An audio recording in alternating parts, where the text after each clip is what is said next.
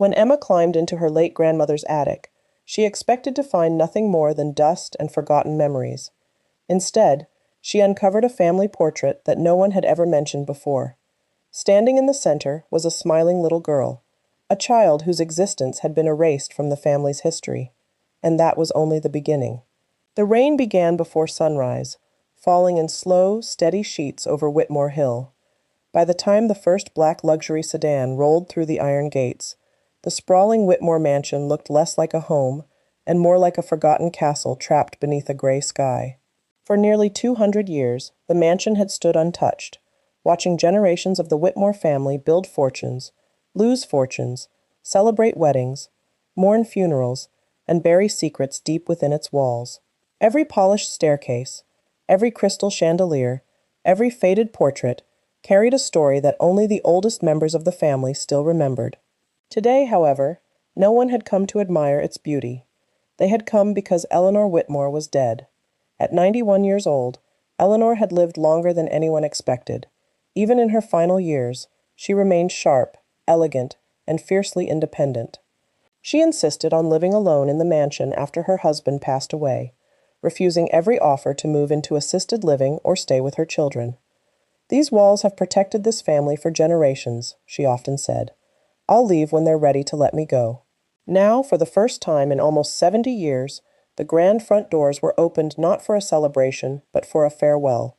Relatives arrived one after another, each dressed in expensive black clothing that barely concealed years of rivalry. Richard Whitmore, Eleanor's eldest son, stepped out of his car first. A successful real estate developer, Richard carried himself with the confidence of a man who believed everything had a price, including loyalty. His wife, Diane, followed silently, carefully avoiding eye contact with anyone. Moments later came David Whitmore, Eleanor's younger son, whose smile never quite reached his eyes. He greeted everyone with warm handshakes and polite hugs, but beneath his calm exterior lived a man who measured every conversation by what he might gain from it. Their sisters, Margaret and Helen, arrived separately, each carrying decades of resentment that no amount of family gatherings had ever healed. The grandchildren drifted in behind them. Some had traveled across the country. Others hadn't visited the mansion in years.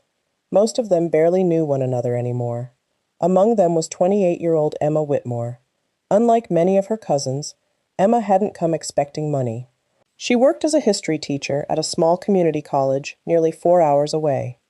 While the rest of the family chased promotions, investments, and luxury homes, Emma had chosen a quieter life filled with old books, antique maps, and restoring forgotten local landmarks. She had also been the only grandchild who still visited Eleanor every month. They spent afternoons drinking tea in the library, solving crossword puzzles, and listening to Eleanor tell stories about the family's past. Stories no one else seemed interested in hearing. As Emma climbed the stone steps toward the mansion, she paused. The massive oak doors stood open. For just a moment, she imagined she could still hear her grandmother's voice. "Never rush through this house," Eleanor used to say. "Every room remembers something." Emma swallowed the lump forming in her throat and stepped inside. The mansion smelled exactly the same. Old wood, leather-bound books, fresh flowers, a hint of lavender. It felt impossible that its heart had stopped beating. The funeral service was held in the mansion's grand ballroom. Rows of white lilies surrounded Eleanor's polished mahogany casket. Soft piano music echoed through the room as guests whispered polite condolences. The minister spoke about Eleanor's generosity, her devotion to family, her charitable work, her remarkable strength. Emma listened quietly.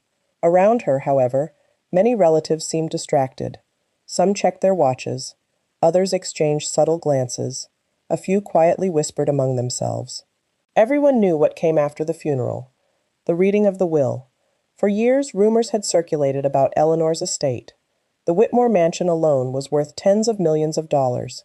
The surrounding land had become some of the most valuable real estate in the state. There were investment accounts, rare artwork, jewelry collections, historic antiques. No one knew the exact value, but everyone knew it was enormous. As the service ended, guests gathered in small groups throughout the mansion. Emma wandered toward the library, hoping for a moment alone. Instead, she overheard part of a conversation. I've already spoken with 3 developers, Richard whispered. David frowned. You're making plans before the will? Richard shrugged. The mansion is too expensive to maintain. Selling it is the only logical option. You sound awfully confident. I know, Mother. Emma stepped away before they noticed her.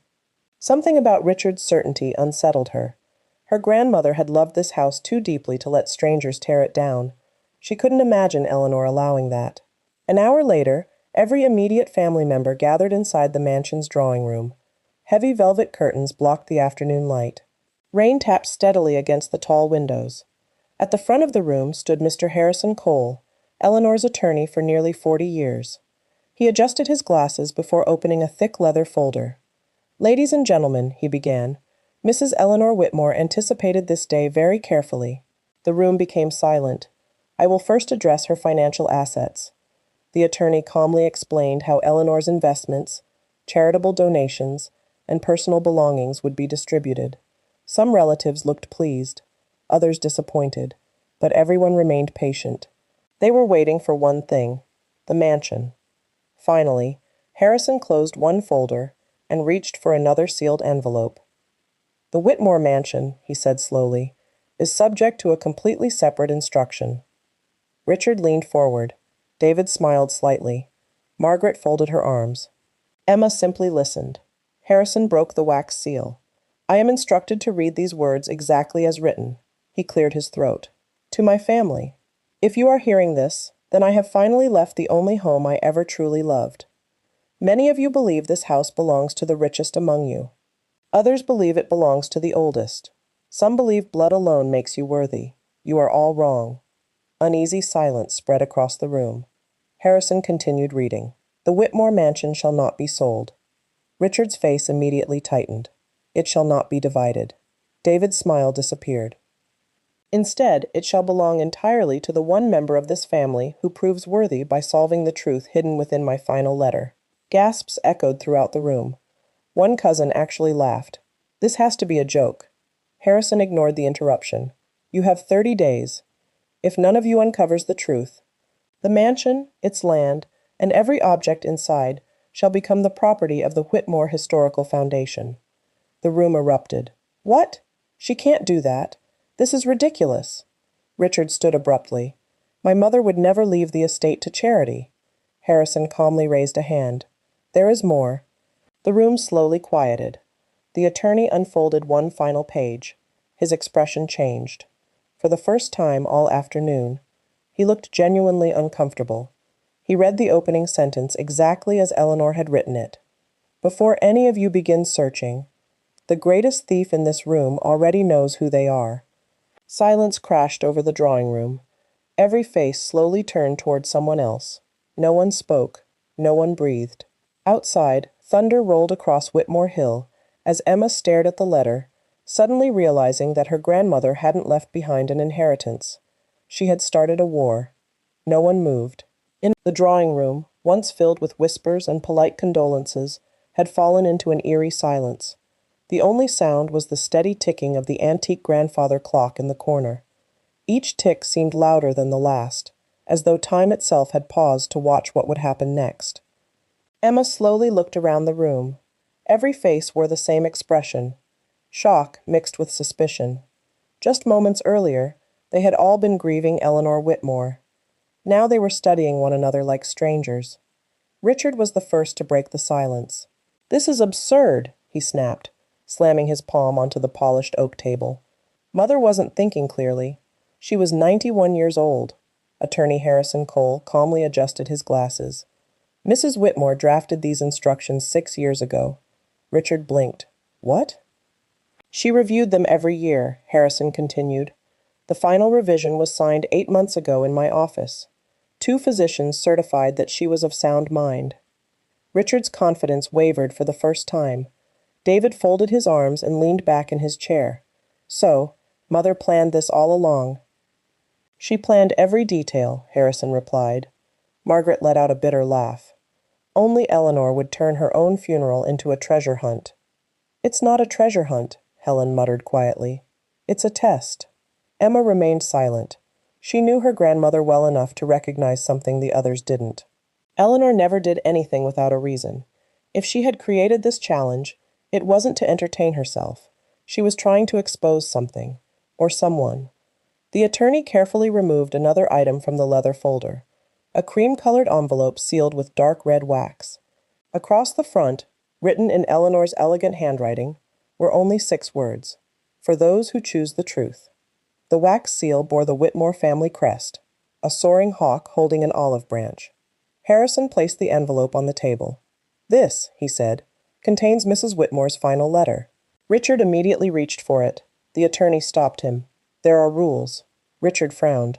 "Rules?" Mrs. Whitmore anticipated that emotions would run high. Therefore, she left written instructions governing the search. He unfolded another document. "You may all remain in the mansion for 30 days. No one may remove furniture, artwork, books, or historical objects from the property. No renovations or destruction of the building are permitted. No private investigators. No outside historians. No forensic specialists." David raised an eyebrow. She thought of everything. "There is more," Harrison said. "The moment anyone deliberately destroys evidence, that individual is permanently disqualified." Emma noticed several relatives exchange nervous glances, as though each had already considered doing exactly that. The envelope was finally opened. Inside rested several pages written entirely by Eleanor. Harrison began reading. "If you wish to inherit the Whitmore Mansion, you must first understand why it exists." Several relatives exchanged confused looks. "Most of you believe this house was built with wealth." It was not. It was built with sacrifice. Emma felt a chill. Her grandmother had often spoken about sacrifice, but she had never explained what she meant. Harrison continued. "Everything you need is already inside these walls. Nothing has been hidden from you. You simply never looked." David scoffed. "Wonderful. So we're expected to solve riddles now?" The attorney ignored him. "The first clue can be found where every generation begins, but only one generation remembers." Silence. Richard frowned. What does that even mean? No one answered. Emma quietly repeated the sentence in her mind. "Where every generation begins, only one generation remembers." It sounded familiar, very familiar, but she couldn't place it. As the meeting ended, the family split into groups almost instantly. Arguments broke out in every hallway. Richard insisted the clue referred to the family cemetery. Margaret believed it pointed toward old family photographs. David argued it must refer to the mansion's foundation. Several cousins began searching bedrooms before the attorney had even left the room. Emma walked away from the chaos.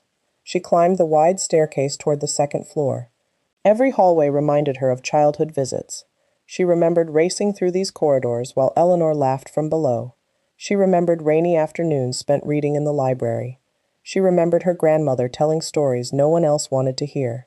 One story suddenly returned to her. They had been sitting beside the fireplace years earlier, when Eleanor smiled and said, "Emma, do you know where every generation of this family truly begins?" Emma had guessed the nursery, the dining room, the chapel. Each answer made Eleanor smile. Finally, she shook her head. "No. It begins in memory." Emma stopped walking. Memory. The library. Every generation remembered its history there. Everyone else had forgotten. Her heart began to race. The library occupied nearly the entire west wing of the mansion. Thousands of leather-bound books stretched from floor to ceiling. Rolling ladders lined towering shelves. A stone fireplace dominated the far wall. The scent of old paper and cedar filled the room. Emma slowly stepped inside. Nothing appeared unusual. She reread the clue. The first clue can be found where every generation begins, but only one generation remembers. She looked around carefully. Books, portraits, maps, globes, family journals. Then her eyes landed on Eleanor's favorite reading chair.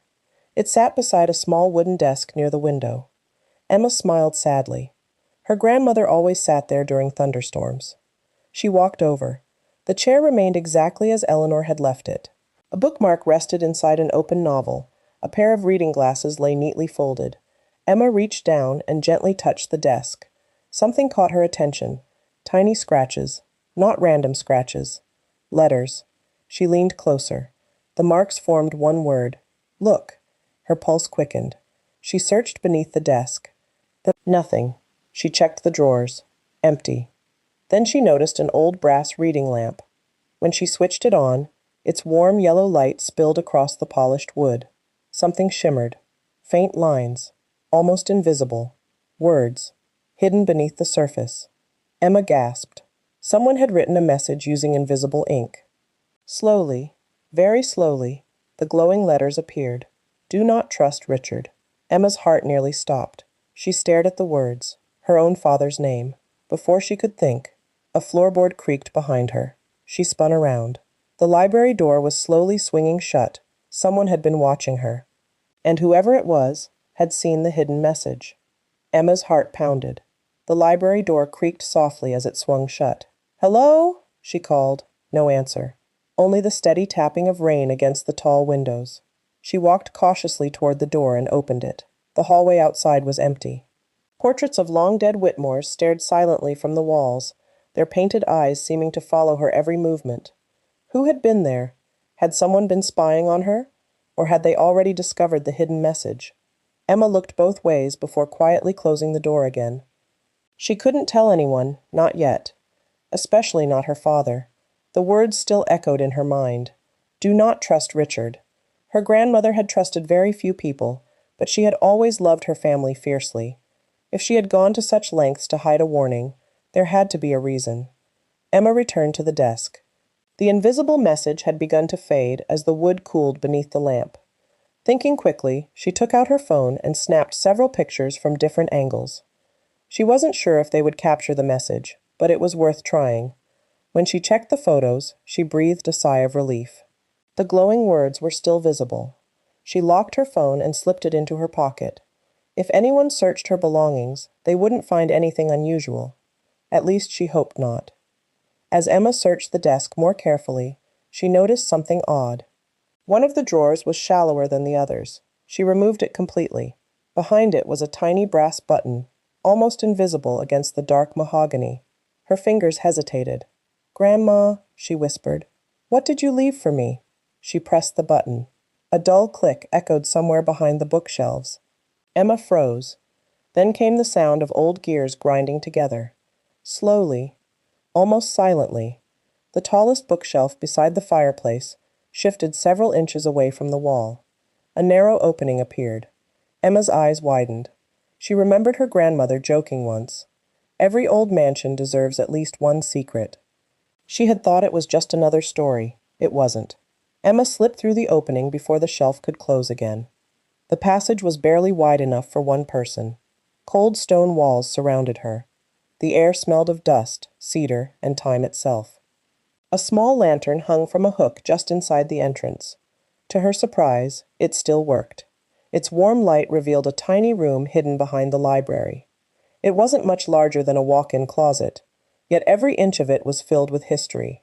Shelves lined the walls, leather journals, bundles of handwritten letters tied with faded ribbons, family photographs dating back more than a century, old maps, property deeds, birth certificates, newspaper clippings.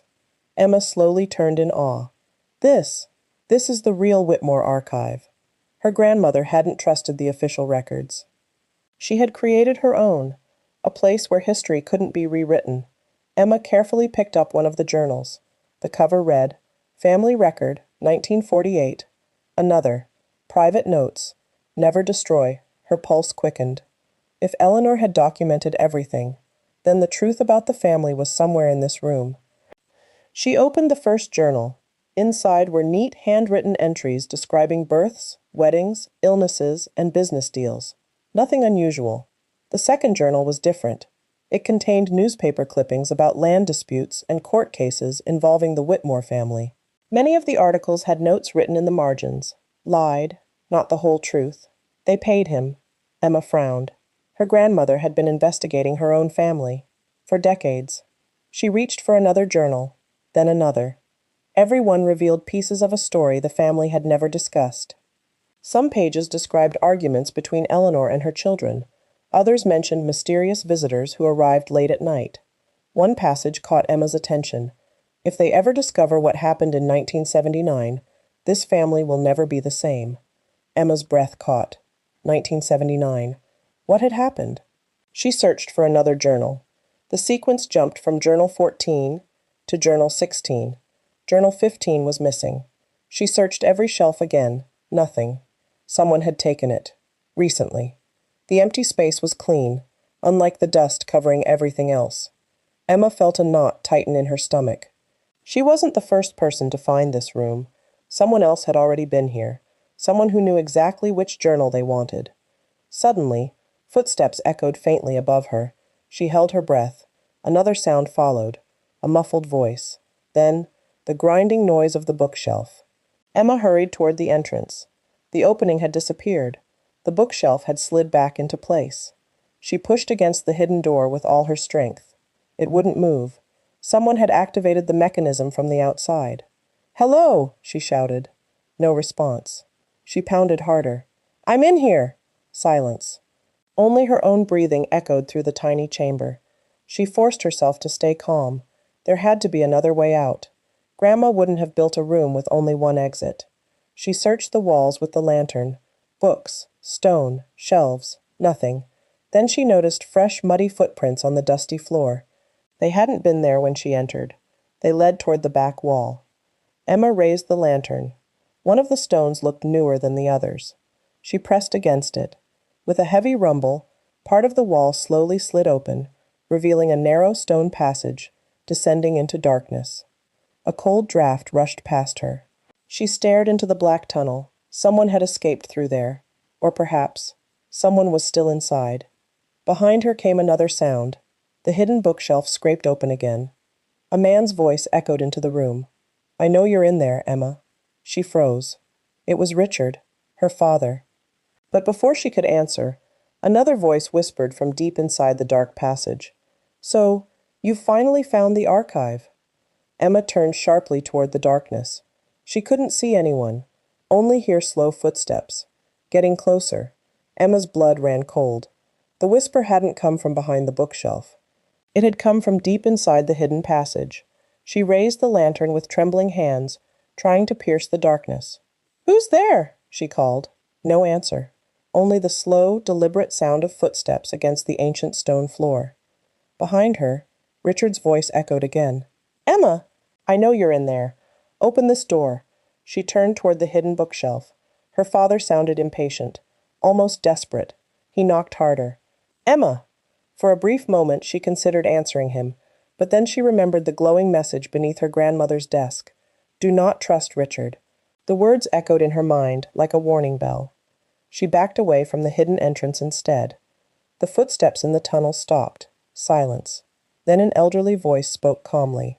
"You made the right choice." Emma froze. A figure slowly emerged from the shadows. It wasn't a stranger. It was Mrs. Agnes Holloway, the mansion's longtime housekeeper. Agnes was 78 years old. She had worked for the Whitmore family since she was barely 19. Emma remembered her from childhood. She had baked cookies every Christmas, bandaged scraped knees, tucked blankets around sleepy grandchildren during holiday visits. To everyone else, Agnes was simply the loyal housekeeper, but standing inside the hidden archive, she looked like someone carrying the weight of an entire lifetime. She smiled gently. I wondered how long it would take before someone found this room. Emma lowered the lantern slightly. "You knew about it," Agnes nodded. "Your grandmother showed it to me nearly 50 years ago." Emma stared in disbelief. 50 years? She said one day someone worthy would come looking, and she believed that person would be you. Emma struggled to process what she was hearing. "You knew about Grandma's letter?" Agnes smiled sadly. "I helped her write parts of it." "You? What?"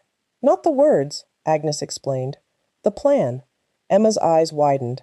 "So you've known all along?" Agnes sighed. "I knew she wasn't leaving this family a house." She paused. "She was leaving them the truth." The old housekeeper carefully walked toward one of the shelves. She reached behind a row of leather-bound books and pulled out a small wooden box. It was beautifully carved with tiny roses, the same flowers Eleanor had planted throughout the estate.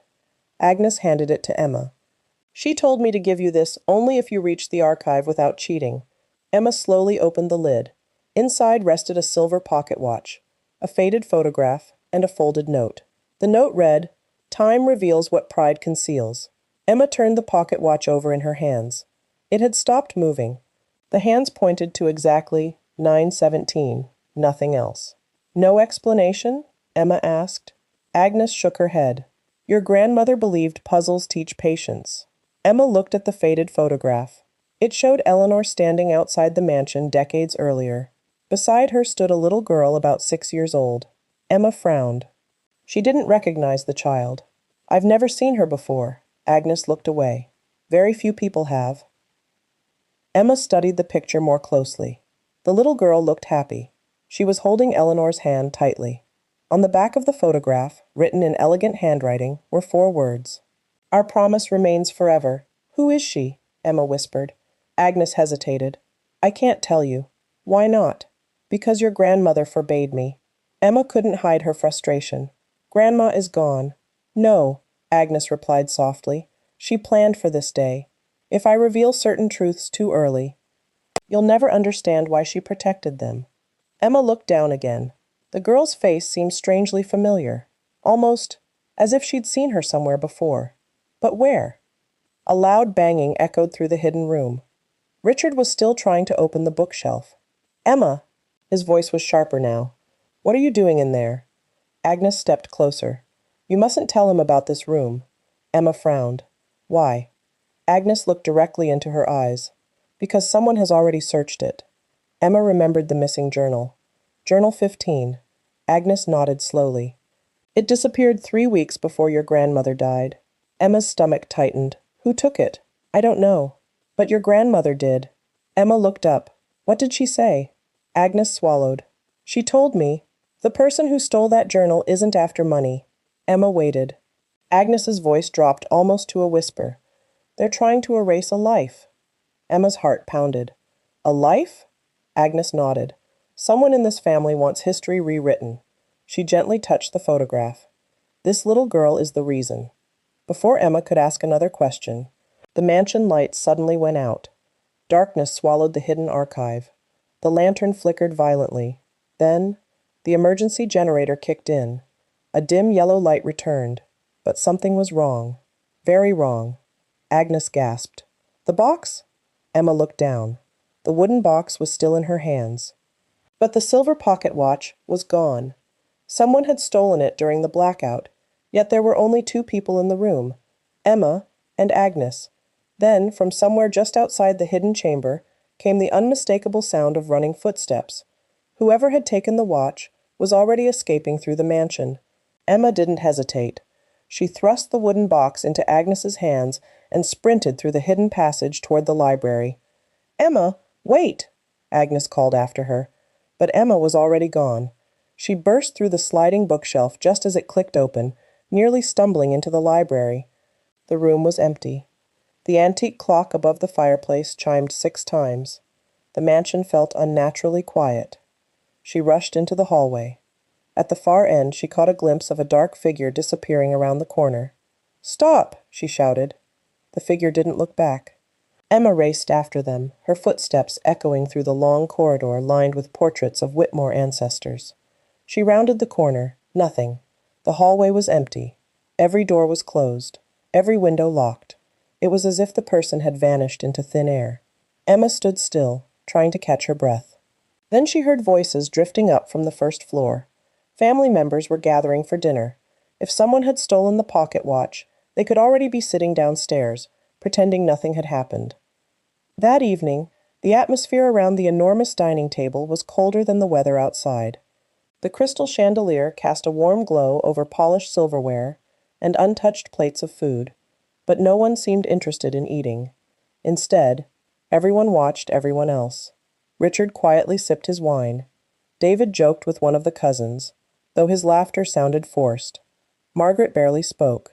Helen stared at her plate. The tension was suffocating. Finally, David broke the silence. So, he smiled politely. Has anyone solved Mother's little puzzle yet? No one answered. Richard looked toward Attorney Harrison. I still believe this challenge is ridiculous. The mansion should simply be divided. Harrison remained calm. Mrs. Whitmore's instructions are legally binding. Richard sighed in frustration. I've managed billion-dollar developments. And now I'm expected to chase riddles through a dusty old house? Emma watched him carefully. His annoyance seemed genuine, or perhaps he was simply a better actor than she'd realized. Later that night, unable to sleep, Emma wandered through the mansion. Rain continued to fall outside, tapping softly against the stained glass windows. She found herself standing before the grand gallery. It was one of Eleanor's favorite rooms. The walls were covered with enormous oil paintings of Whitmore ancestors stretching back nearly 2 centuries. Every generation was represented, every marriage, every child, every family celebration, or so everyone believed. Emma slowly walked from portrait to portrait. Something felt off. She couldn't explain it. Then she remembered the faded photograph Agnes had shown her. The little girl, the face. She had seen it before. Right here. Emma stepped closer to one of the largest portraits. It had been painted in 1980. Grandma Eleanor stood proudly beside her husband. Richard, David, Margaret, Helen, their spouses. Several grandchildren. Everyone smiled. Everyone except... Emma frowned. There was an empty space, not a blank canvas, an actual gap in the composition. The family stood in a strange arrangement, as though someone had once occupied the center of the painting. She leaned in. Tiny brushstrokes, a slightly different texture. The background had been painted over. Someone had deliberately removed a person from the portrait. Emma's pulse quickened. She examined the frame. The painting had clearly been restored years ago. On the back of the frame, she discovered a small brass plate from the original artist. Beneath it, almost hidden by age, were faint pencil marks. Original version stored above. Above, Emma looked toward the high ceiling, then upward to the attic access door. Her grandmother had often said the attic contained everything people wished to forget. At the time, Emma thought she meant old furniture. Now she wasn't so sure. Grabbing a flashlight from a nearby cabinet, Emma climbed the narrow staircase leading to the attic. The wooden steps creaked beneath her weight. Cobwebs stretched across old beams. Dust floated through the air like tiny ghosts. The attic was enormous. Rows of antique trunks, broken furniture, Christmas decorations from decades past. Stacks of covered paintings leaned against the far wall. Emma carefully pulled away one dusty canvas after another. Landscapes, portraits, old hunting scenes. Then she froze. Hidden behind a large wardrobe stood a massive painting covered with a white sheet. Her hands trembled as she pulled the fabric away. It was the original family portrait, completely untouched, exactly as it had been painted. Emma stared at it in disbelief. There, standing proudly between Eleanor and her husband, was the little girl from the faded photograph. She couldn't have been more than 7 years old. She wore a pale blue dress and smiled brightly at the artist. Unlike the others, she seemed almost radiant. At the bottom corner of the painting, written in elegant gold script, was her name, Charlotte Whitmore. Emma whispered it aloud. Charlotte. She had never heard that name before. Not once. Not in 28 years. It was as though Charlotte had never existed. Who was she? Why had every trace of her been erased? And why had Grandma Eleanor fought so hard to preserve her memory? As Emma reached out to touch the painted name, she noticed something tucked behind the canvas. It was a sealed envelope, yellowed with age. Across the front, in Eleanor's unmistakable handwriting, were the words, "To the one who finds Charlotte." Emma carefully broke the seal. Inside was a single sheet of paper. Only one sentence had been written. Charlotte didn't disappear. Someone made the family believe she did. Emma's breath caught. Before she could read anything else, the attic door slammed shut with a deafening bang. The flashlight flickered, then went completely dark. In the pitch-black silence, she heard someone else breathing. Very close behind her, Emma stood frozen. The attic was swallowed by darkness. The only sound was the rain beating against the old slate roof and the slow, steady breathing somewhere behind her. She tightened her grip on the dead flashlight. "Who's there?" she whispered. No reply. The breathing continued. Closer. Emma slowly turned around. A flash of lightning illuminated the attic through a small round window. For the briefest moment, she saw the outline of a person standing only a few feet away. Then darkness returned. Her pulse thundered in her ears. Another flash of lightning lit the room. This time, the figure stepped forward. "Emma!" She recognized the voice instantly. Agnes? The elderly housekeeper emerged from the shadows, holding an old brass lantern. Its warm glow pushed back the darkness. Emma let out a shaky breath. "You nearly gave me a heart attack." "I'm sorry," Agnes said softly. "I couldn't let you stay up here alone." She glanced toward the uncovered portrait. "I see you've found Charlotte." Emma nodded slowly. "And Grandma left another message." She handed Agnes the note. The older woman read it silently. A tear rolled down her wrinkled cheek. "I was afraid she'd hidden this here." "You knew about Charlotte." Agnes closed her eyes. "I knew her." Emma's heart skipped a beat. "You knew her?" Agnes nodded. "I held her when she was born." Emma sank onto an old wooden trunk. Nothing about this mystery made sense anymore. "My entire family has acted like Charlotte never existed. They've spent 40 years pretending she didn't." Agnes stared at the portrait. "Because someone wanted them to." Emma looked up sharply. "What do you mean?" Agnes walked closer to the painting. Charlotte wasn't just another Whitmore child. She was Eleanor's youngest daughter. Emma felt the room spin. "My grandmother had another daughter?" "Yes. And she loved Charlotte more fiercely than anyone I've ever known." Emma stared at the smiling child in the portrait. "But why erase her?" Agnes remained silent for a long moment. Finally, she whispered, "Because everyone believed Charlotte died." Emma's voice trembled. "Did she?" Agnes looked directly into her eyes. "No." Emma's breath caught. "What?" "Charlotte never died." The words echoed through the attic. For 28 years, Emma had believed she knew her family's history. Now she realized she knew almost nothing. If Charlotte didn't die, where did she go? Agnes lowered her head. "That's the question your grandmother spent 40 years trying to answer." The old housekeeper walked toward another dusty trunk tucked beneath the attic window. She produced a tiny brass key from around her neck. "I've carried this since 1982. She unlocked the trunk. Inside were dozens of carefully preserved keepsakes. A small blue sweater, a child's leather shoes, a music box, birthday cards, school drawings. Every item belonged to Charlotte. Emma carefully picked up one crayon drawing. It showed the mansion. Grandma Eleanor, a little girl holding hands with another woman. At the bottom, in childish handwriting, were the words, "My two mommies." Emma frowned. "Two? Mothers?" Agnes nodded. "Charlotte's story is more complicated than anyone knows." Emma looked confused. "Explain." Agnes took a deep breath. "When Charlotte was 6 years old, a terrible fire destroyed the old carriage house. The family believed Charlotte was trapped inside. They searched for weeks. There was no body, no remains, nothing. But everyone accepted she had died." Emma frowned. "Why would they believe that without proof?" Agnes answered quietly, "Because someone wanted the search to end." Emma felt a chill run through her body. "You're saying someone made the family think Charlotte died?" "Yes." "And Grandma never believed it?" "Never." Agnes smiled sadly. "Every birthday, Eleanor baked Charlotte's favorite cake. Every Christmas, she wrapped one extra gift. Every year, she wrote Charlotte another letter." Emma's eyes filled with tears. "For 40 years?" Agnes nodded. 43. Emma imagined her grandmother sitting alone in the library, every birthday, writing to a daughter the rest of the world believed was dead. The thought broke her heart. "Did anyone else know?" Agnes hesitated.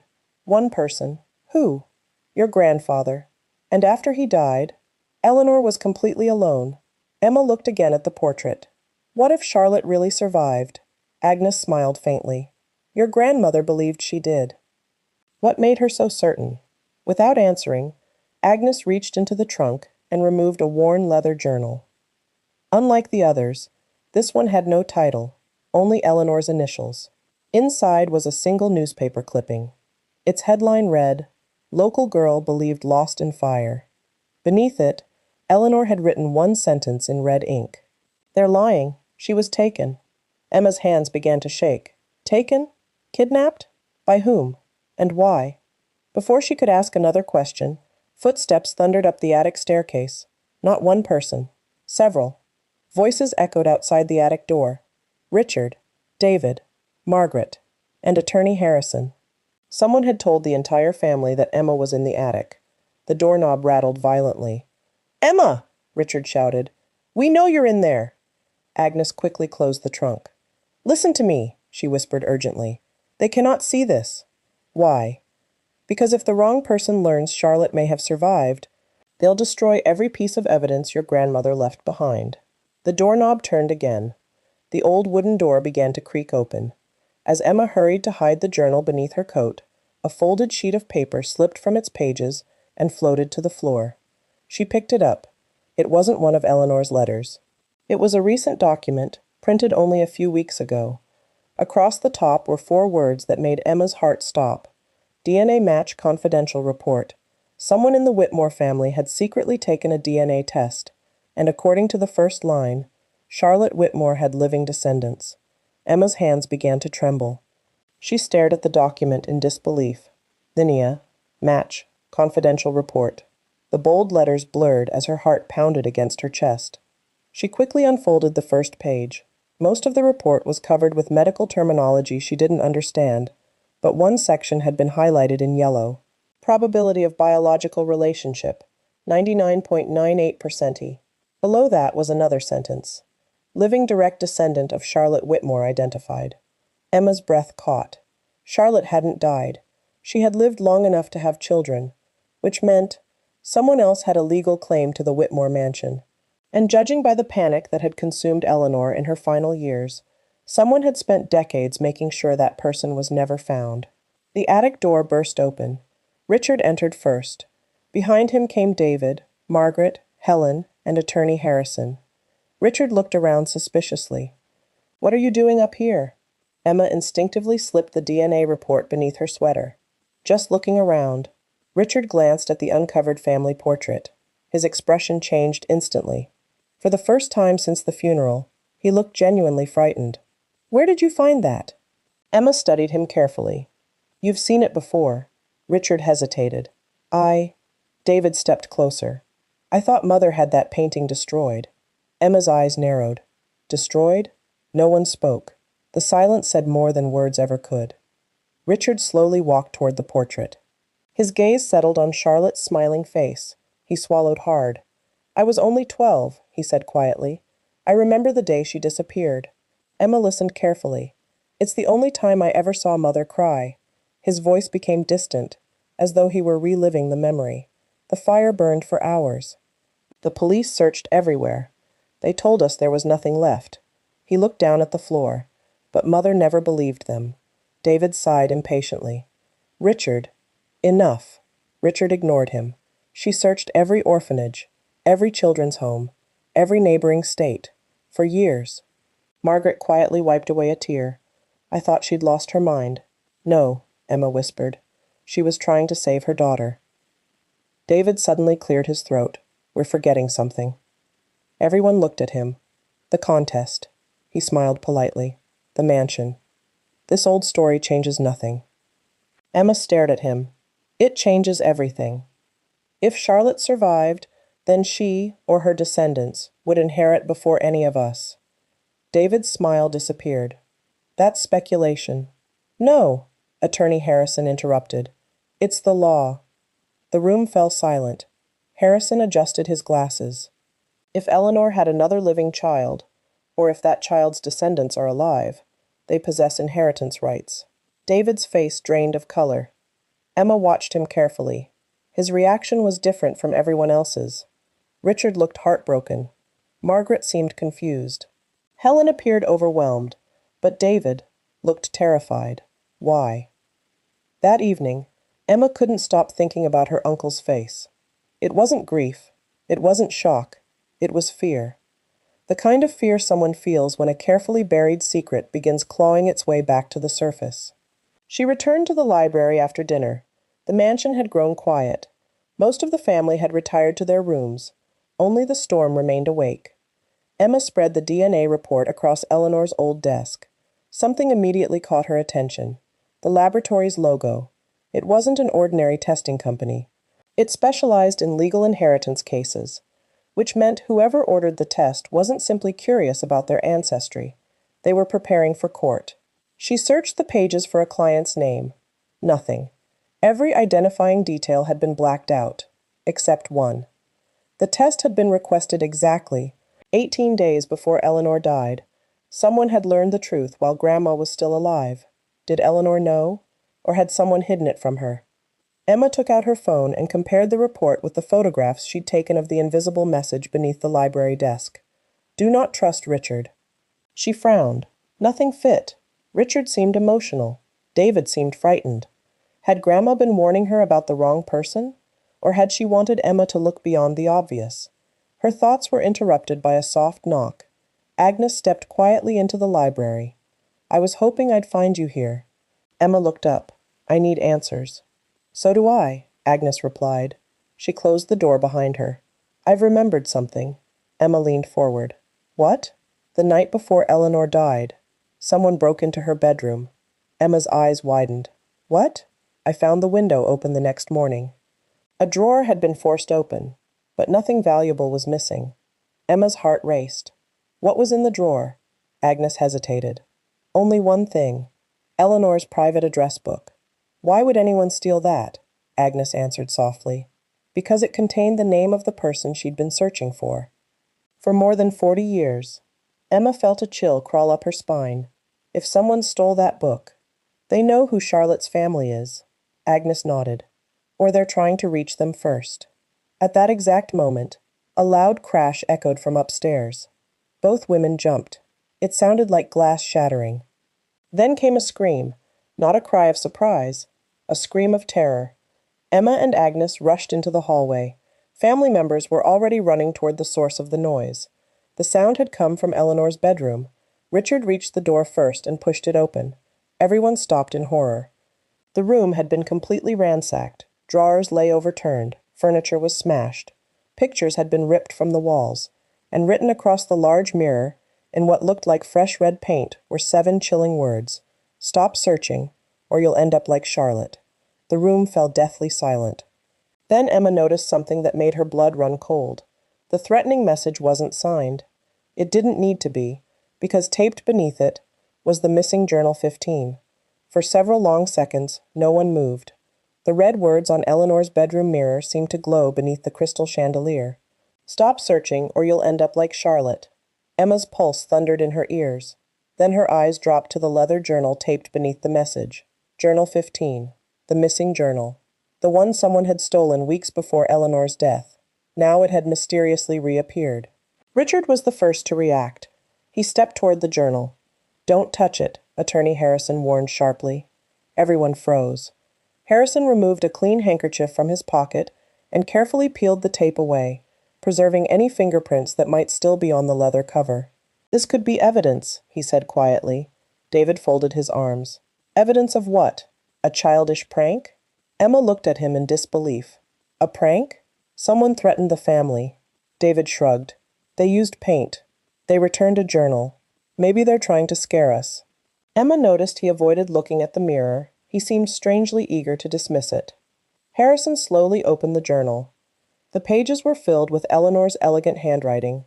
Unlike the earlier journals, these entries weren't about family gatherings or business matters.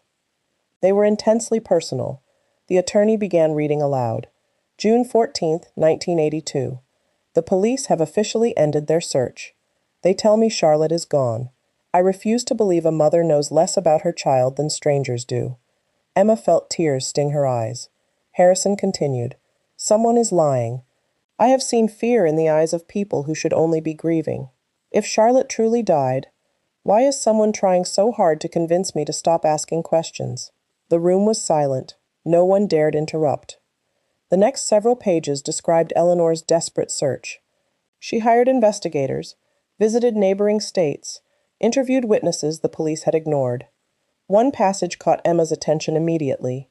A little boy told me he saw a black sedan leaving the carriage house before the fire spread. His statement disappeared from the official report. Another entry read, "The sheriff insists there were no witnesses. That is impossible. Someone erased them." Emma looked up. Grandma believed there was a cover-up. Attorney Harrison nodded slowly. "It appears so." Richard rubbed his forehead. "I don't understand. Who would kidnap a little girl?" No one answered. Several pages had been torn from the journal, cleanly, deliberately. Emma frowned. "They're missing." Harrison carefully counted. 7 pages. David sighed dramatically. "So we still don't know anything." Emma ignored him. She turned another page. Near the end of the journal, Eleanor had written only a few lines. Unlike her neat handwriting elsewhere, these words appeared rushed, almost frantic. I finally know who took Charlotte. If anything happens to me, follow the hawk. Then, nothing. The remaining pages were blank. Emma looked confused. The hawk? Margaret whispered, the family crest, the soaring hawk holding an olive branch, the same symbol on Eleanor's sealed envelope, the same emblem carved into fireplaces, stained glass windows, and stone pillars throughout the mansion. But what did it mean? That night, sleep was impossible. Emma returned to the grand hall, carrying Journal 15. The mansion felt different now, less like a family home, more like a maze hiding dangerous secrets. She stopped before the enormous marble fireplace. Above it hung the Whitmore family crest, the hawk. Its wings stretched wide across polished oak.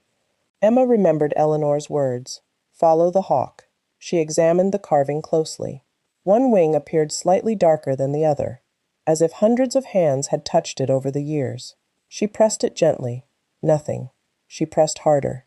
A dull click echoed inside the wall. Emma stepped back. The fireplace began to move. Slowly, silently, a narrow stone staircase appeared behind it. Cold air drifted upward. The passage disappeared into darkness beneath the mansion. Emma's heart pounded. Grandma had hidden another secret.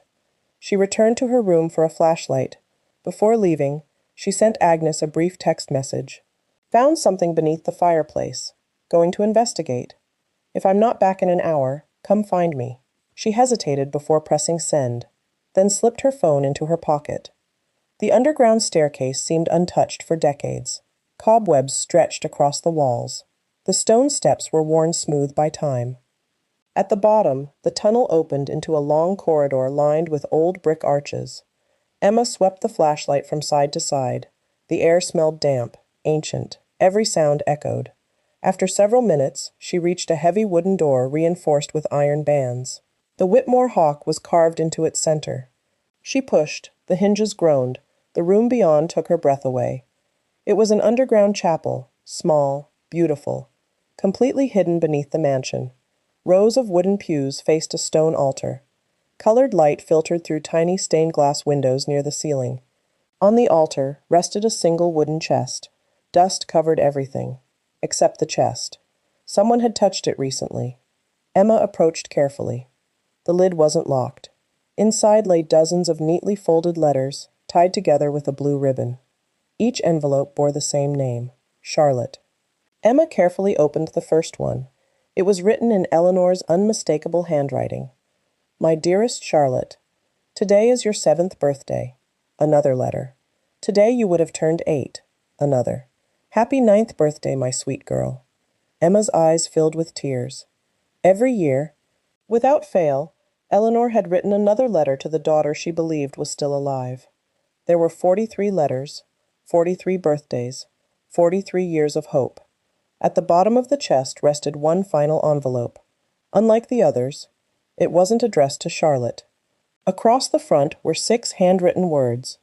Open only after Journal 15 returns. Emma's breath caught. Grandma knew the journal would come back. Somehow, she had planned for this moment. With trembling fingers, Emma broke the seal. Inside was a single page. Only one sentence was written. The person who stole Charlotte is one of my own children. Emma stared at the words in disbelief. Her grandmother hadn't been betrayed by a stranger. She had been betrayed by one of her own sons or daughters. Before Emma could process what she had read, she heard footsteps echoing through the tunnel. Not one pair, several, and whoever was coming was carrying flashlights. They were heading straight for the hidden. Emma's heart slammed against her ribs. The beams of several flashlights danced across the stone walls of the underground tunnel, growing brighter with every passing second. Someone was coming, and they were close. Without thinking, Emma folded Eleanor's final note and slipped it into her coat pocket. She gathered the bundle of birthday letters addressed to Charlotte and placed them back inside the wooden chest. Only one item remained in her hand, Journal 15. She looked around the hidden chapel desperately. There was nowhere to hide. Then she noticed something unusual. Behind the stone altar hung a heavy velvet curtain embroidered with the Whitmore family crest. It moved slightly, Not from the wind, but from a draft. Emma pulled it aside. Behind it was a narrow doorway leading into another small chamber. She quickly stepped inside, just as the chapel door creaked open. 3 flashlights swept across the room. Emma held her breath. Through a crack in the doorway, she recognized the voices immediately. Richard, David, and Attorney Harrison. Richard looked around nervously. "This place gives me chills." David ignored him and walked straight toward the wooden chest. "So this is where Mother hid everything." Harrison frowned. "You've been here before?" David stopped. "Only for a second." But Emma noticed. "So have you," David replied coolly. "I found it years ago." Richard looked stunned. "What? You knew about this chapel?" David shrugged. "I was curious as a teenager." "You never told anyone?" "There was nothing worth mentioning." Emma's eyes narrowed. He was lying. She could hear it in his voice. David opened the wooden chest. His face tightened. "The letters are still here." He began counting them. 1, 2. His movements became quicker. 43. He looked relieved. Emma's stomach twisted. Why would he care whether all the letters were still there? He reached beneath the stack. His expression changed instantly. "The note. It isn't here." Richard looked confused. "What note?" David recovered quickly. "Nothing."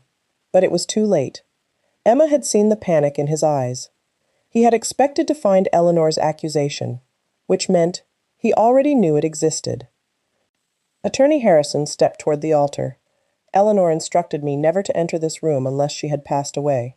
David laughed softly. "And yet here you are. I had no choice. You always had a choice." The attorney looked directly at David. "So did you." The room fell silent. Emma sensed years of buried resentment hanging between them. Richard looked from one man to the other. "What aren't you telling me?" Neither answered. After several tense moments, the 3 men left the chapel. Emma waited another 5 minutes before emerging from her hiding place. She exhaled slowly. David had known about the hidden chapel. He had known about the missing note, and he had been disappointed not to find it. But was he the child Eleanor had accused? Or was someone trying to frame him? Emma looked around the chapel once more. Something about the altar bothered her. She walked toward it. Unlike the rest of the room, the stone surface was spotless, too clean, as if someone had recently wiped it down. She ran her fingers across the edge. Another click. The top of the altar shifted slightly. A hidden compartment. Inside rested a small cassette tape. Attached to it was another handwritten note. "Emma, if you found this, then I was right. Someone returned Journal 15 because they wanted you to read only part of the truth." Emma's hands trembled. Only part? There was more? She carefully picked up the cassette. Written across its label were the words, "Conversation, October 11th, 1983. Back in the library, Emma searched through one of Eleanor's old cabinets until she found a dusty cassette player. She closed the door, locked it, drew the curtains, then pressed play. Static filled the room. A few seconds later, Eleanor's voice emerged. Calm, steady. "You don't have to do this." Another voice answered. A man's voice. "I don't have a choice." Emma turned the volume higher. "I know what happened to Charlotte," Eleanor said. A long silence followed. Then the man spoke again. "If the truth comes out, everything Father built will collapse." Emma frowned. "Father? Grandpa Whitmore? What did he have to do with Charlotte's disappearance?" Eleanor's voice became emotional. "She's your sister." "I know. You helped them." Another long silence. Finally, the man whispered 4 heartbreaking words. "I thought I was protecting us." Emma's heart raced. One of Eleanor's sons had admitted helping someone take Charlotte. But which son? The tape crackled. The speaker shifted, brushing against clothing. Emma leaned closer. The man said one more sentence. "I've regretted it every single day." Then, the recording stopped. Abruptly, as though someone had deliberately erased the rest. Emma stared at the silent cassette player. She had a confession, but not an identity. She replayed the tape 3 more times. On the 4th listen, she noticed something she had missed. Just before the conversation ended, a clock chimed in the background. Not the mansion's grandfather clock, a smaller one, with a distinctive melody. Emma had heard it before, recently, very recently. She closed her eyes, trying to remember. Then it came to her. The melody belonged to the antique clock sitting in only one room of the mansion. Uncle David's private study. Emma's stomach dropped. She hurried toward the study. The hallway was empty. She reached the door. It was slightly open. Inside, someone was already searching the room. Drawers had been pulled out, books scattered across the floor. The antique clock lay smashed into pieces. Whoever had been there had destroyed the one object that could identify the man on Eleanor's recording. Emma slowly stepped backward. Then she heard a floorboard creak behind her. She turned. A masked figure dressed in black stood at the end of the hallway. In one gloved hand, they held Eleanor's stolen address book. In the other, a lighter. Before Emma could move, the figure struck the flame and smiled. The tiny flame flickered in the darkness. Emma's eyes locked on the worn leather address book in the masked stranger's hand. "No!" she shouted. The figure didn't answer. Instead, they held the lighter beneath the edge of one yellowed page. The paper curled instantly. Orange flames raced across the corner. Emma lunged forward. The masked figure threw the burning address book across the hallway. It landed on the polished hardwood floor, flames spreading rapidly. Without thinking, Emma dropped to her knees and beat at the fire with her jacket. Smoke filled the corridor. By the time she looked up, the stranger was gone. Only the sound of running footsteps echoed through the mansion. "Fire!" Richard's voice thundered from downstairs. Within seconds, family members rushed into the hallway, carrying blankets and buckets of water. Together, they smothered the flames before they could spread to the antique wood paneling. The danger passed, but the address book had not escaped unharmed. Its leather cover was scorched. Several pages had turned to ash. Emma carefully lifted it from the floor. "Please," she whispered, "please let something be left." Attorney Harrison knelt beside her. Using gloved hands, he gently separated the damaged pages. Most had survived. Barely. But one entire section was gone. The pages beginning with the letter C had been completely destroyed. Emma's heart sank. Charlotte, whoever had started the fire, hadn't wanted to destroy the entire book. They had wanted to erase one specific name. Back in the library, Harrison spread the surviving pages across Eleanor's desk. "We may still have enough." Emma examined each page carefully. Some addresses belonged to old friends. Others were former employees, doctors, lawyers, priests.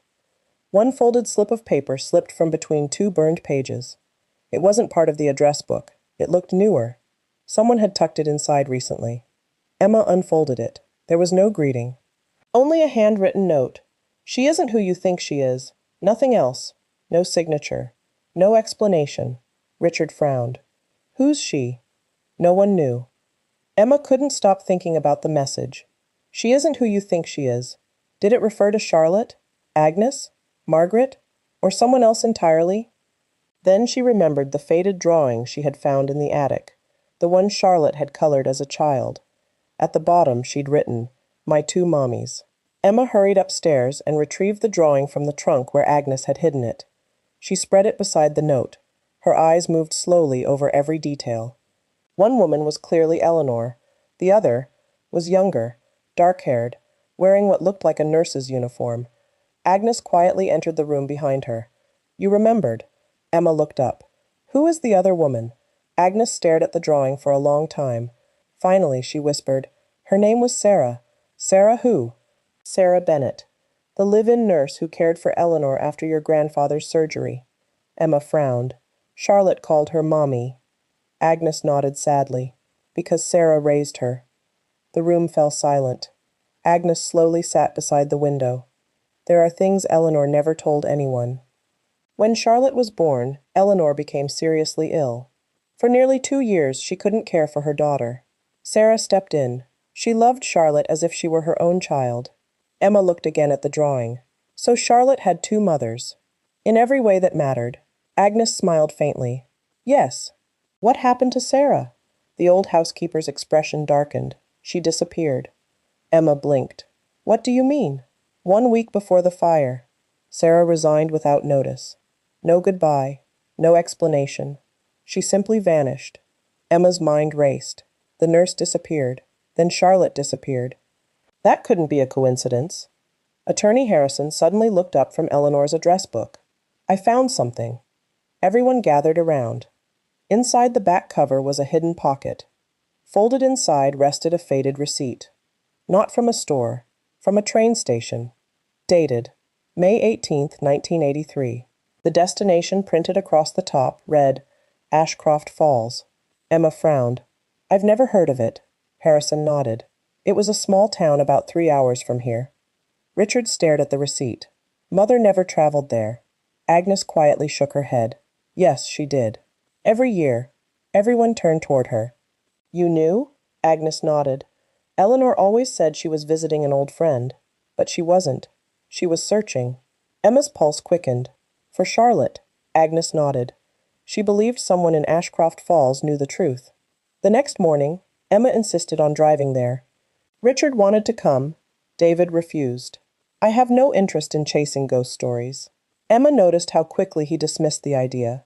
Too quickly. She and Harrison left shortly after sunrise. Rain clouds had finally cleared. 3 hours later, they entered the quiet town of Ashcroft Falls. It looked frozen in time. Brick storefronts, a white church, a small train station, an old diner. Emma unfolded Eleanor's receipt. Written on the back was a single address, 17 Willow Lane. Her heart pounded. They drove slowly down the tree-lined street until they found the modest white farmhouse. The mailbox still bore one name. Bennett, Sarah Bennett. Emma and Harrison exchanged stunned glances. Sarah hadn't disappeared. She had been here all along. Emma walked to the front porch and knocked. For several seconds, nothing.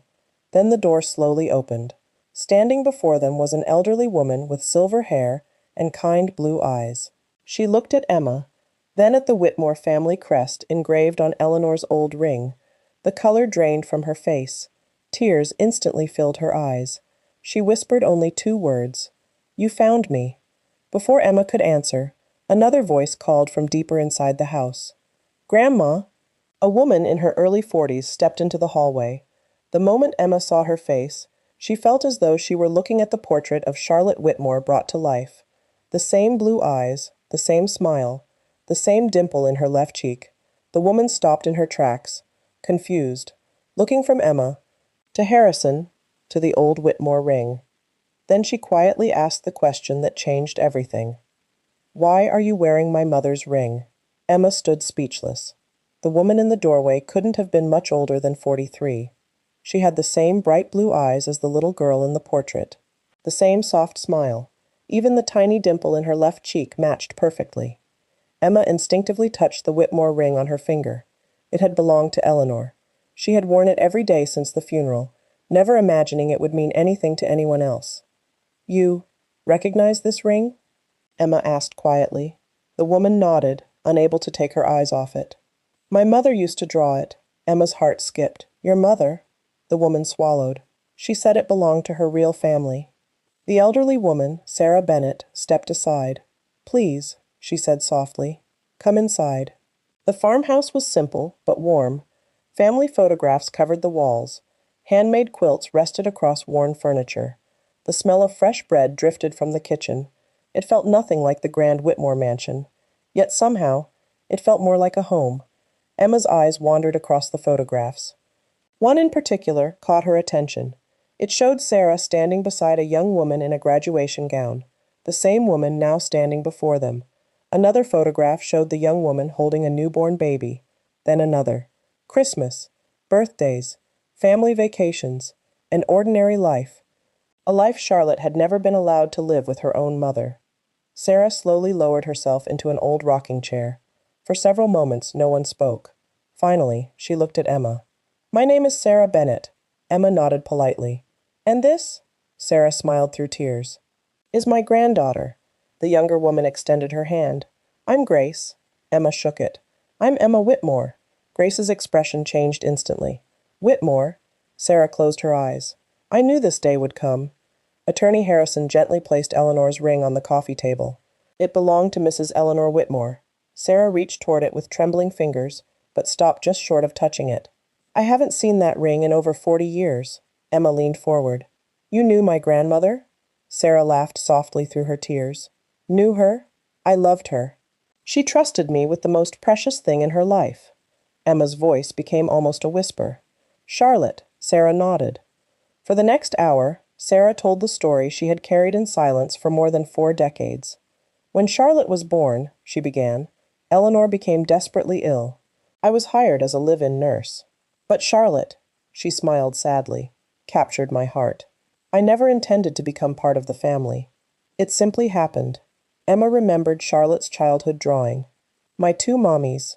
Now it finally made sense. Sarah continued. Eleanor recovered. But Charlotte refused to let me leave. She'd cry whenever I packed my suitcase. So Eleanor asked me to stay. I became more than a nurse. I became family. Emma listened carefully. What happened the night of the fire? Sarah's smile disappeared. There was no accident. The room fell silent. Sarah clasped her hands tightly. 3 days before the fire, someone came to the mansion. A man I'd never seen before. He argued with Eleanor for hours. I couldn't hear everything, but I heard one sentence. She closed her eyes, repeating the words exactly as she'd heard them. If the truth ever comes out, this family loses everything. Emma's pulse quickened. The same words from Grandma's recording. Sarah looked surprised. You've heard it? Emma nodded slowly. Sarah continued. The night of the fire, someone deliberately set the carriage house ablaze. I realized it wasn't an accident. I grabbed Charlotte and ran. Emma leaned forward. You saved her. Sarah nodded. There wasn't time to explain. People were screaming. The flames spread everywhere. I believed whoever started the fire would come after Charlotte. So I made the hardest decision of my life. I disappeared. Grace looked at her grandmother. You've never told me all of this. Sarah smiled sadly. I wanted to protect you. Emma frowned. But why never contact Eleanor? Sarah reached toward a small wooden box sitting beside the fireplace. Inside were dozens of unopened envelopes. Every one bore Eleanor's handwriting. My dearest Charlotte. Emma recognized them immediately. They're the birthday letters. Sarah nodded. Eleanor found me. Emma blinked. What? 5 years after the fire. She came here. We cried together. We hugged. She begged Charlotte to come home. Emma's eyes widened. Then why didn't she? Sarah looked down. Because Charlotte refused. The room became silent. Grace stared in disbelief. My mother knew? Sarah nodded. Charlotte remembered the fire. She remembered seeing someone she trusted, standing beside the burning carriage house. Emma's heart raced. She knew who did it? Sarah nodded slowly. She was only 6 years old, but she never forgot his face. Emma could barely breathe. Who was it? Sarah looked toward the window. Tears streamed down her cheeks. I don't know. Charlotte refused to say his name. She believed that speaking it aloud would get someone killed. Emma felt her phone vibrate. She glanced at the screen. 23 missed calls, all from Agnes. A text message had arrived only moments earlier. Come back immediately. They found Eleanor's hidden safe. Emma looked up. What hidden safe? Attorney Harrison's face went pale. Eleanor never told me about a safe. Another message appeared. Emma opened it. Her blood ran cold. It's empty. Whoever opened it left one thing behind. Emma typed quickly. What? Agnes replied almost instantly. A photograph. Emma opened the attached image. It showed the inside of the safe, completely empty, except for a single playing card, the King of Hearts. Pinned to it was a handwritten note. You're looking in the wrong generation. Emma stared at the message. Then she remembered Eleanor's words from the very first letter. The greatest thief in this room already knows who they are. Until now, everyone had assumed Eleanor meant one of her children. But what if she hadn't? What if the person who betrayed the family belonged to an entirely different generation? As Emma struggled to make sense of the warning, another message from Agnes flashed across her screen. Only 4 words. Richard has disappeared.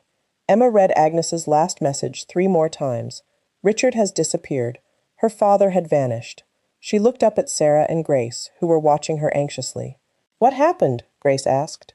Emma slipped her phone back into her pocket. I have to return to the mansion. Sarah stood immediately. If Richard has disappeared, you're running out of time. Emma frowned. What do you mean? Sarah hesitated before answering. Because if Richard has finally remembered, the person who started all of this will know he remembered. A chill ran through Emma. You think someone's after him? Sarah nodded. I've feared this day for 43 years. The drive back to Whitmore Mansion felt endless. Rain had returned, pounding against the windshield. Neither Emma nor Attorney Harrison spoke much. Both were lost in thought. Emma replayed every clue in her mind. Charlotte survived. Sarah rescued her. Eleanor secretly found them years later. Someone stole Journal 15. Someone tried to burn Eleanor's address book. Someone ransacked Eleanor's bedroom. Someone knew about the hidden chapel. Someone opened Eleanor's safe before the family found it. And now, Richard was missing. The pieces fit together, but not in any way Emma could understand. As they pulled through the mansion gates, flashing police lights reflected across the wet stone driveway. Several patrol cars stood outside. Family members gathered on the front steps. Agnes spotted Emma first and hurried toward her. Oh, thank goodness! Emma grabbed her shoulders. What happened? Agnes looked shaken. We found the safe. I know. Then Richard read something inside. Emma blinked. He opened it? No. The safe had already been emptied. He only found the playing card, the King of Hearts. Emma frowned. What happened next? Agnes swallowed hard. He looked at the card and suddenly said, I remember now. Emma's heart skipped. What did he remember? Before anyone could ask. The lights went out, for only a few seconds. When the power returned, Richard was gone. The police searched every room, every hallway, every inch of the surrounding grounds. Nothing. Richard's car was still parked outside. His phone had been found in the library. His wallet remained in his bedroom. It was as though he had vanished into thin air. Emma stood in the drawing room, staring at Eleanor's portrait. Someone had taken Richard, or he had gone willingly. Neither possibility made sense. Attorney Harrison entered, carrying a large envelope. I found this inside my office. Emma frowned. Who left it? No idea. It wasn't there this morning. Across the front, written in Eleanor's unmistakable handwriting, were the words, For Emma alone. Emma carefully opened it. Inside rested several folded documents, and one handwritten letter. She unfolded it. My dearest Emma, if you are reading this, then events have unfolded almost exactly as I feared. Emma looked at the date. The letter had been written nearly a year before Eleanor died. She continued reading. You will be tempted to believe this mystery is about inheritance. It is not. It is about truth. Money only attracted the guilty. The innocent were always searching for something else. Emma felt tears forming. That sounded exactly like her grandmother. She kept reading. By now you have probably met Charlotte's family. Emma froze. Grandma knew. She knew Emma would find them. Every step had been planned. You must remember one thing above all else. Charlotte was never the intended victim. Emma's hands began shaking. If Charlotte wasn't the target, then who was? Emma turned the page. The final paragraph was shorter, written in darker ink. Almost as though Eleanor had added it later. The person responsible feared exposure more than prison. That is why they tried to erase Charlotte. But they also feared someone else. The sentence ended abruptly. The rest of the page had been torn away. Emma stared at the jagged edge. Someone had deliberately removed the ending. Recently. The missing half of the letter was nowhere inside the envelope. Agnes suddenly gasped. Emma! She pointed toward the fireplace. Something had fallen from beneath the mantel. A small brass key. Emma picked it up. Attached was a faded paper tag. Music room. The music room? Emma whispered. I didn't know this house had one. Agnes nodded. It hasn't been opened since your grandfather died. Why? Because Eleanor locked it herself. The old music room occupied the oldest wing of the mansion. Dust covered the grand piano. Sheets draped antique furniture. The air smelled of cedar and forgotten memories. Emma inserted the brass key into the heavy oak door. It turned easily. Inside, moonlight spilled across polished wooden floors. Everything appeared untouched, until Emma noticed the piano.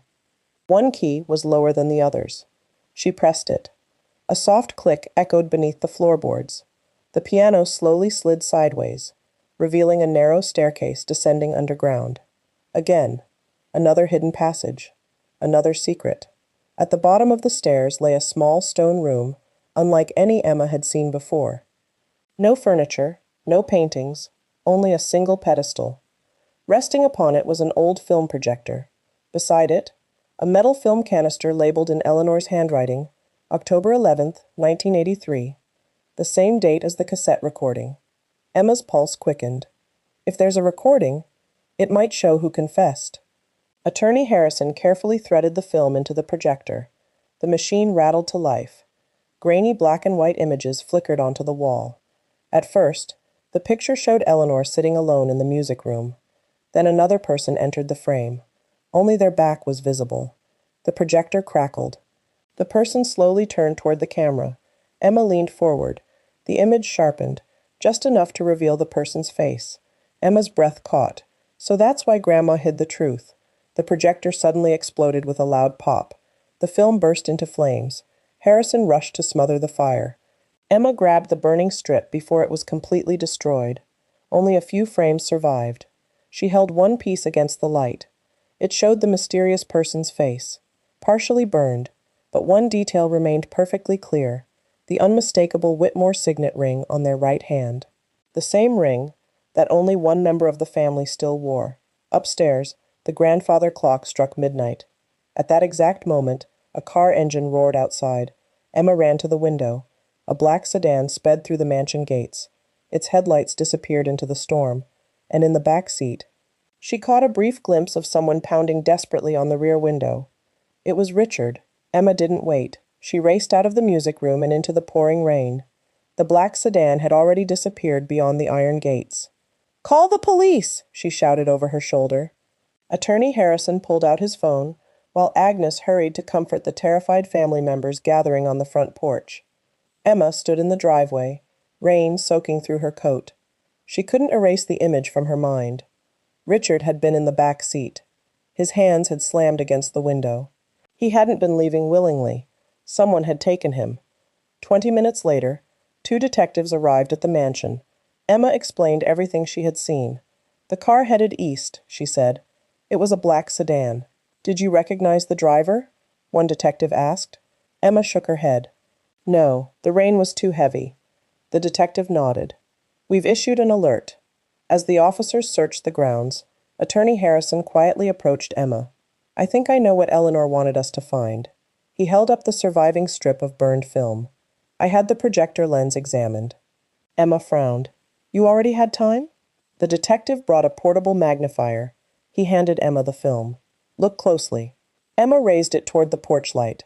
Most of the image had been destroyed, but not all of it. The figure's face remained hidden by fire. One hand, however, was perfectly clear. On the little finger was the Whitmore signet ring. Emma frowned. "My father wore his ring on his left hand." "So did your grandfather," Harrison replied. "But this ring is on the right." Emma looked up. Only one person in the family wore the Whitmore ring on their right hand: Uncle David. Emma felt her stomach tighten. No, she wanted to reject the thought. David had always been charming, confident, successful. But then she remembered everything: his panic in the hidden chapel, his insistence that the threat was just a prank, his eagerness to dismiss every clue, his knowledge of the underground rooms, and the destroyed clock in his study. He hadn't been avoiding the truth. He'd been chasing it, trying to erase it before anyone else could find it. Just then, Margaret hurried across the hallway, carrying an old leather folder. "I found this in David's bedroom." Emma looked inside. Bank records, property deeds, old newspaper clippings. Several pages were marked with handwritten notes. One newspaper article made Emma stop breathing. It described the carriage house fire. Across the headline, someone had written in blue ink, "She must never come back." Emma turned another page. It was a receipt, a payment to a private investigator, dated only 3 months earlier. The assignment read, "Locate Charlotte Whitmore or any surviving descendants." Emma looked at Harrison. "David found Grace before we did." Harrison nodded grimly. "It appears so." Before anyone could speak again, one of the detectives entered the room. "We found something." Everyone followed him to the old carriage house. Little remained of the original building, only a stone foundation and a few charred beams. The detective pointed toward the collapsed floor. "Your gardener noticed fresh tire tracks." Emma looked down.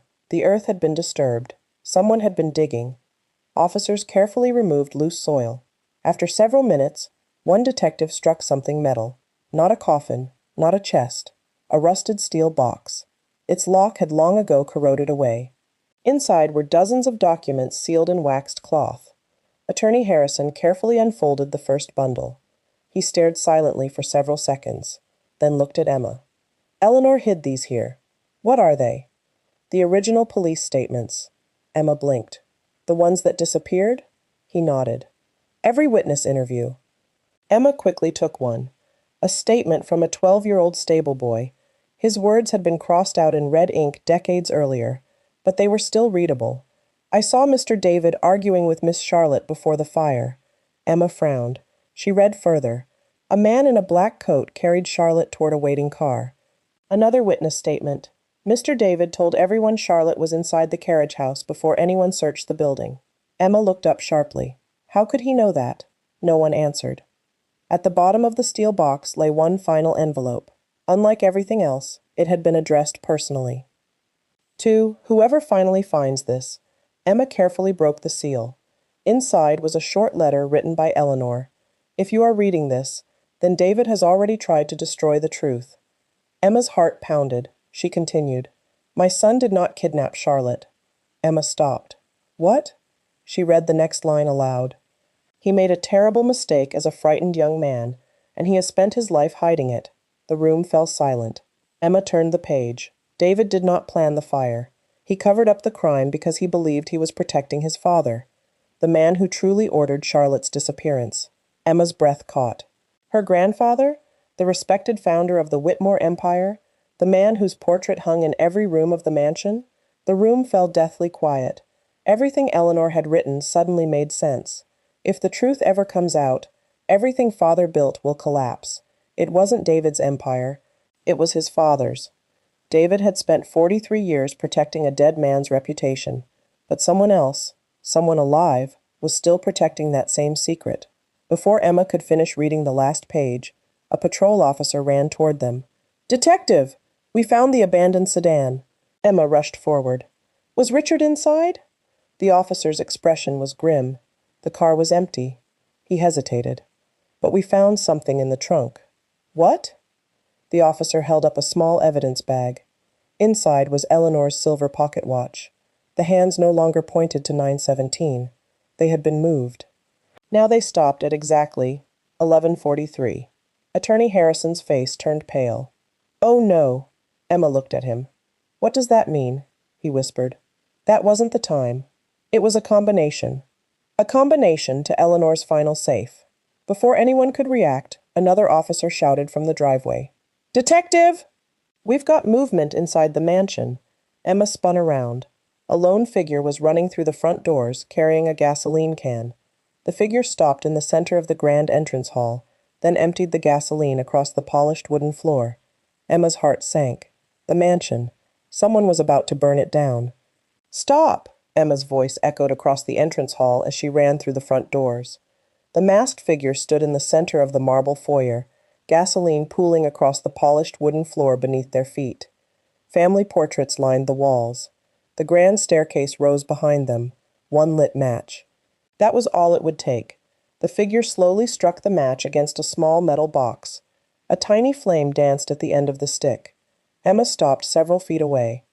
If you burn this house, she said, struggling to steady her voice, you destroy the only thing Grandma spent her life trying to protect. The figure laughed quietly. No. A distorted voice came from beneath the mask. I'm destroying the only thing that can expose the truth. The match dropped. Flames exploded across the gasoline. Within seconds, the entrance hall became an ocean of fire. Smoke rolled toward the ceiling. Crystal chandeliers disappeared behind thick black clouds. The old wooden staircase crackled as flames climbed the banisters. Everyone out, Detective Mills shouted. Police officers rushed family members toward the front doors. Emma remained frozen, not because of the fire, because she noticed something impossible. The masked stranger wasn't running away. They were heading deeper into the mansion, toward the library. They're after the archives, Emma yelled. Without waiting for permission, she sprinted after them. The library door slammed shut just as Emma reached it. She threw her shoulder against the heavy oak. It wouldn't move. Inside, She heard books crashing onto the floor, glass shattering. Another officer arrived carrying a fire axe. One powerful swing splintered the door. Emma rushed inside. The room was filled with smoke. Books burned along one wall. The hidden bookshelf leading to Eleanor's archive had already been opened. The stranger had found it. Emma grabbed a fire extinguisher and sprayed the growing flames before they reached the shelves. Then she disappeared through the secret passage. The hidden archive glowed orange beneath the flickering firelight. The masked figure stood before the shelves, throwing journals into a growing blaze. Decades of Eleanor's work, letters, photographs, birth certificates, evidence, years of truth, burning away. "Why?" Emma cried. The stranger stopped, slowly. They removed the mask. Emma's knees nearly gave way. It was David. He looked exhausted, older than she had ever seen him. His eyes were red with tears. "I begged Mother to stop," he whispered. "She wouldn't." "You kidnapped Charlotte?" Emma asked. David shook his head violently. "No." "You started the fire?" "No." "Then why are you doing this?" David looked toward the flames consuming the journals. "Because my father destroyed this family long before I ever could." David sank into an old wooden chair. For the first time in 43 years, he stopped pretending. "I was 19, he said quietly. "My father called me into his study. He told me Charlotte had to disappear." Emma felt sick. "He said the Whitmore fortune wasn't built honestly. It was built on stolen land. Fraud, bribery, threats." David's voice broke. "Then he told me Charlotte wasn't his granddaughter." Emma frowned. "What?" He had secretly read Eleanor's diary. He discovered she had arranged a private DNA test after Charlotte was born. Emma stared at him. "But Charlotte was Eleanor's daughter." "Yes." David nodded. "But she wasn't my father's biological child." Silence filled the archive. "My grandmother." David closed his eyes. "Years before Charlotte was born. Eleanor believed my grandfather had died in a boating accident. During that time, she met another man. They fell in love. When my grandfather unexpectedly returned alive months later, Eleanor ended the relationship, but she was already pregnant." Emma couldn't speak. "My grandfather agreed to raise Charlotte." David's eyes filled with tears. "But he never forgave Eleanor. When he realized Charlotte would one day inherit part of the estate, he decided to erase her." Emma remembered Eleanor's words. Charlotte was never the intended victim. Now she finally understood. The real target had always been Eleanor. Destroying Charlotte meant destroying the one reminder of Eleanor's greatest secret. "What happened the night of the fire?" Emma asked. David buried his face in his hands. "My father told me Charlotte was asleep in the carriage house. He ordered me to keep everyone away. I believed." He stopped speaking. "You believed what?" "I believed he wanted to rescue her himself." David looked at Emma with unbearable guilt. "I didn't know Sarah had already taken Charlotte. I didn't know Father had hired men to move her out of state. When the carriage house burned, everyone believed Charlotte had died. My father made me swear never to tell anyone what I'd seen. And you kept that promise. For 43 years." David nodded. "I was a coward." The hidden archive groaned as smoke thickened around them. A burning beam crashed to the floor. Emma grabbed David's arm. "We have to leave." David didn't move. "I can't." "Yes, you can. I've spent my entire life protecting a monster." "You were 19, Emma said firmly. "You made a terrible choice, but you've been paying for it every day since." David looked at her. "Can you ever forgive me?" Emma answered honestly. "I don't know, but Grandma wanted the truth. Not more lies." David slowly stood, then reached into his coat pocket. "I took this from Father's safe the night he died."